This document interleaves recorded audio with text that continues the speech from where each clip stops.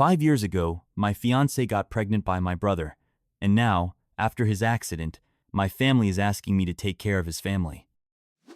5 years ago, just a month before I was supposed to marry my longtime girlfriend, I found out she had been having an affair with my own brother. The only reason they even decided to confess was because she got pregnant and wanted to keep the baby. My ex-fiancée Laura and my brother Jake had been sleeping together since the moment we got engaged. Laura and I had been together since middle school, all through college, so getting married seemed like the natural next step. But right after the engagement, Jake decided it was the perfect time to tell her he'd always had feelings for her. He felt she needed to know before the wedding because, in his mind, it was his last chance to be honest. And apparently, that confession was all it took for Laura to start questioning everything. They had been flirting behind my back at family gatherings for months, but in the end, Laura saw me as the more stable choice, so she stayed, until she got pregnant. That's when they sat me down, Laura, Jake, and my parents to tell me she was in love with him and couldn't marry me. She was carrying his child, and they were going to be together. I was devastated, and at first, I refused to accept it. I told Laura to come home with me, to cut things off with Jake, but my mother shut that down real quick. She made it clear this was happening whether I liked it or not, and that I needed to be an adult about it. What shocked me the most wasn't even the betrayal, it was the fact that my own mother was actively supporting them. At least my father had the decency to look ashamed. He tried to comfort me, but my mother? She didn't even pretend to care about my feelings. All she cared about was finally having a grandchild. She even told me outright that if I had a problem with this, I should keep my mouth shut because Laura was pregnant and she didn't need the stress. After that, Laura moved in with my family because her own parents wanted nothing to do with her when they found out what she had done. Naturally, the wedding was canceled. My parents covered all the expenses, so at least I didn't have to deal with that. But I was essentially cast out of the family for refusing to speak to Laura and Jake ever again. For the past 5 years, I've had zero contact with them. The only one who tried reaching out was my father, but I ignored him too. So, as far as they were concerned, I had completely disappeared. It took me years to process what happened. I had loved Laura since we were kids, and the betrayal wrecked me. I needed therapy just to function again. Even now, I wouldn't say I'm completely over it, but I've learned to live with it. I stayed in touch with other family members though, so I still heard bits and pieces about their lives. Laura gave birth to a baby boy, and a paternity test confirmed it was Jake's, not mine. Once that was settled, there was no reason for them to ever contact me. They got married and had been together ever since. I figured they were happy. Then, about a week ago, I got a call from my mother. That was surprising because she had been the most vocal in cutting me off. Out of curiosity, I ignored the call but checked my messages. She had texted me, saying she needed to talk to me urgently. Against my better judgment, I called her back. She was crying. She told me Jake had been in a terrible accident by a driver who fled the scene. He was in a coma, and the doctors weren't sure if he would ever wake up. That happened a few days ago, and his condition had only worsened since then. She called me because she thought I should know. At first, I assumed she was asking me to visit him, to be there for the family, and honestly, I was willing. Despite everything, I wouldn't wish this on anyone. But then she blindsided me with something else entirely. She wanted me to take care of Laura and her son. I was too stunned to react at first, so I asked her to clarify. That's when she laid it out. Since Jake was gone, I needed to step up and be the man in Laura's life. Be a father figure to their kid. I almost laughed. Almost. In every possible way, my mother expected me not just to offer financial help, but to actually move in with Laura and her son and take care of them. She said she would have taken them in herself, but she was too old for that kind of responsibility. That was the entire reason she reached out to Meadow, inform me of what she expected, not to ask. She assumed I'd make a decision right then and there. Naturally, I lost it. She hadn't spoken to me in 5 years. And now, out of the blue, she wanted me to step in and take my brother's place? I get that Laura and her kid are in a tough spot, but if anyone should be there for them, it should be someone from their immediate family, not me, the person they betrayed and never even apologized to. So, of course, I told my mother outright that I wasn't going to do anything of the sort, and that she was delusional for thinking I would. She started arguing, but I didn't have the patience for it. I was already pissed off, and I wasn't going to let her drag me further into this insanity, so I just hung up and blocked her again. I tried to go about my day after that, but I couldn't shake the thought of what was happening. As much as I hated everything that had led to this moment, I did feel bad for Jake and Laura. But there was no way in hell I was going to do what my mother asked. Stepping into my brother's role in their family was just too bizarre. He's still alive. He may be in a coma, but that's not the same as being gone. Yet my mother was acting like he was already buried. The whole situation was messing with my head. So later that day, I called my dad. I figured if anyone would be reasonable, it would be him.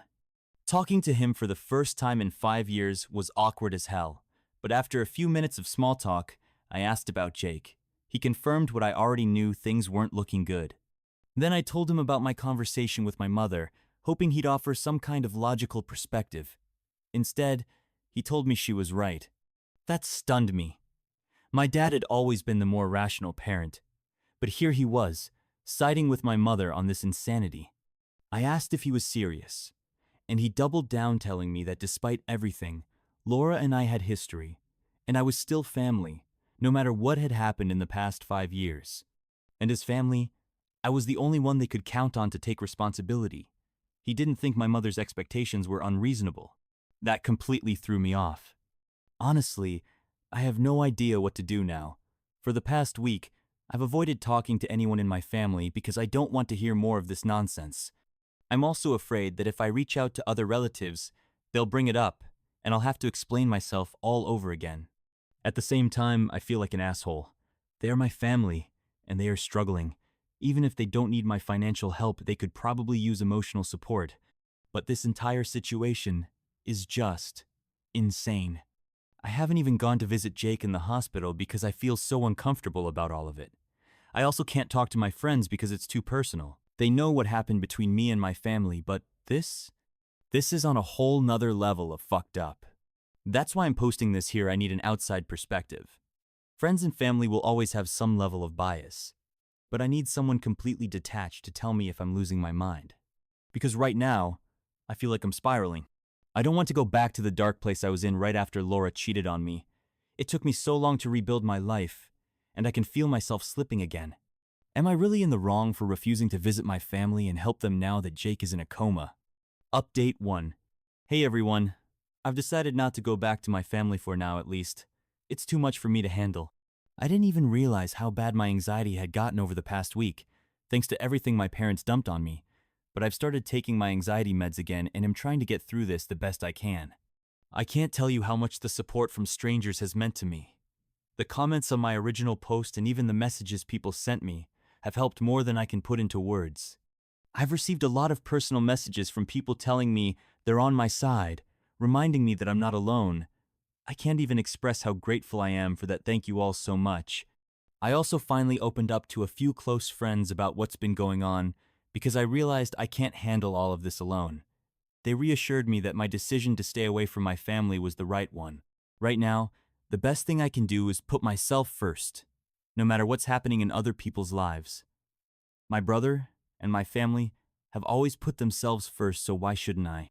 Honestly, I don't think I owe them emotional support. They have each other. They'll manage. When my wedding was canceled and I found out about their betrayal, I was completely alone. My own parents turned their backs on me and sided with my brother, the one who had actually done something wrong. If anyone should have been cast out, it should have been him. But that's all in the past now. I'm trying to move forward, and I won't be able to do that if I let myself get pulled back into their drama. So, I've blocked them all again, and this time, I'm sticking to it. I do feel bad that such a terrible accident happened to my brother. I genuinely hope he recovers because no matter what he did, I don't wish harm on him. I hope they'll all be okay. But I'm washing my hands of this. For now, I'm focusing on my mental health. I'm seriously considering going back to therapy because this whole situation has messed with my head more than I realized. The things my parents said to me really got under my skin, and I can feel old emotions resurfacing. I don't want to spiral again. Update 2. I've heard from some relatives that my brother's condition is still critical. It's been almost 2 weeks, and there's no sign of improvement. My family is struggling, and I do feel bad for them, but there's nothing I can do. Apparently, everyone who knows my family has visited Jake in the hospital at least once to show their support. Everyone except me. I might have done the same, but then I found out something that completely changed my mind. My parents have been spreading lies about me to everyone who visits Jake. They're telling people that they begged me to come and support the family, but I refused. Worse, they're claiming that I said this was karma for what they did to me 5 years ago, that Jake deserved this. For the record, I never said anything like that. A few people even reached out to me to ask if it was true, because they knew it didn't sound like something I would say. When they asked, I told them the truth, me parents were making it all up just to make me look like a terrible person. I have no idea why they're doing this. Maybe they're trying to guilt me into coming back. Maybe they're just awful people who can't stand that I moved on without them. Either way, it crushed me to hear that they were going around trashing my name like this, especially after everything they'd already put me through. I'm lucky that some relatives decided to ask me about it, instead of just believing my parents. If they had, I might have lost even more people from my life. For the past 5 years, I've had no contact with my parents, but I stayed close with my aunts, uncles, and cousins. My parents must have hated that, so now they're trying to ruin those relationships too. I just don't get it. Why do they hate me so much? I never did anything to them. My brother and I were never particularly close, and my parents always favored him over me when we were growing up. But this is beyond anything I ever imagined. Update 3. Hey everyone, my last update was 2 days ago, and today my mother decided to contact me again. Since I had already blocked both her and my father everywhere, she had no choice but to show up at my house in person. When I got home from work, she was already there, waiting for me. To be completely honest, I had no desire to talk to her. I was exhausted after a long day, and the last thing I wanted was to deal with more of her bullshit. I even considered turning around and getting back in my car, but then she saw me. And once that happened, I knew there was no avoiding it.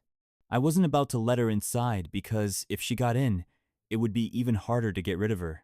So, I decided to talk to my mother outside, thinking it would be a quick conversation.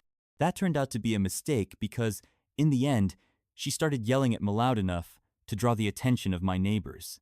At first, she kept it civil, making small talk, and I did my best to be polite, but I couldn't hold it in any longer. I finally asked her why she was spreading lies about me, making me out to be some kind of villain. I told her it wasn't fair. I had never wished anything bad on my family, even after everything they put me through. All I ever wanted was to live my life in peace, but they wouldn't even let me have that. I had bottled up those feelings for so long, and the moment I saw her, they all just came spilling out. I told her that after everything that had happened, it was impossible for me to see them as my family. They had never treated me like a son. I was deeply disappointed in them. And whatever she had come to discuss, it would have to wait. I had just gotten home from work and had no energy for an emotionally draining conversation. Up until that point, she had been quiet, just listening. But the moment I told her I didn't want to talk, she snapped. That's when she suddenly claimed that she had actually come to apologize. She told me that she and my father had reconsidered everything. They had been furious when I refused to visit Jake, but after some reflection, they realized they hadn't exactly treated me well over the past 5 years. And that's why they thought I was still so resentful and unwilling to come back into the family.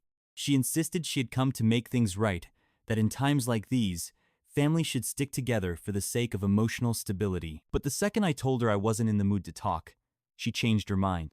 Instead of apologizing, she started screaming at me. She told me that I should be grateful to even still have a family because, after the way I reacted to my brother's accident, she strongly considered cutting me off, completely making sure that none of our relatives spoke to me ever again. I had no idea what she was talking about, so I asked her to clarify. And that's when she revealed that, in her mind, my reaction to Jake's accident wasn't sad enough. I don't even know what she was expecting from me. She said that when I found out about the crash, she thought I'd show some real emotion, but according to her, my voice over the phone had sounded too cold and detached. Look, I may not have shown it the way she wanted, but of course, I was upset. I never wished harm on my brother. I was genuinely sad to hear about the accident. Maybe she couldn't see my face or hear the pain in my voice, but her accusations were completely ridiculous. Then she brought up the fact that I refused to step in for Jake and support Laura and her son as proof that I didn't care about family. She kept twisting the situation, making up whatever story fit her narrative. At this point, I honestly think my parents have lost their minds because none of this makes any sense anymore. When she started outright yelling, I lost all desire to continue the conversation. I told her to leave. Instead of listening, she kept going. So I walked to my front door and went inside. She tried to follow me in, but I slammed the door in her face and told her to go. She refused. She kept arguing with me through the door. So I warned her. I told her if she didn't leave, I'd call the police. That finally got her attention. She cursed at me and said I'd soon regret my actions, then stormed off. I have no idea what she meant by that. And honestly, I don't even care. Update 4. It's been 26 days since the accident, and today, my family finally received good news. Of course, they didn't tell me personally, I heard it from my cousins. The good news? My brother is finally improving. He's out of the coma, and he's responsive. That's a great sign. I genuinely hope he pulls through, and that his condition keeps getting better. No matter what's happened between us, this past month has been brutal for my family, including me. Despite no longer considering myself a part of that family, the way my parents have acted over the past 26 days has made one thing painfully clear: they're completely unhinged. I think they've just been lashing out, desperate to put the blame for everything on someone else. After that last awful encounter with my mother, I thought I was done with them. But a few days later, my father called me instead of scream at me. He used a different number, so I didn't recognize it. And when I answered, he started yelling immediate probably, to make sure I didn't have time to hang up once I realized it was him. Pretty sneaky, honestly. He also made sure to call at 5 a.m., knowing I'd be half asleep and more likely to pick up in a daze. It took him 3 tries before I finally answered out of sheer exhaustion. The second I did, he exploded. He called me an ungrateful child. He told me he wished I had never been born. Then he swore that he'd make sure no one in the family ever spoke to me again, because I was a disgracious, terrible person who refused to visit his suffering brother in the hospital or support the family during a crisis. After about 5 minutes of non-stop shouting, he hung up on me before I could even process what had just happened. And to top it off, he immediately blocked my number afterward. At the time, I wasn't in the mood to find it funny, but looking back, it's honestly kind of hilarious.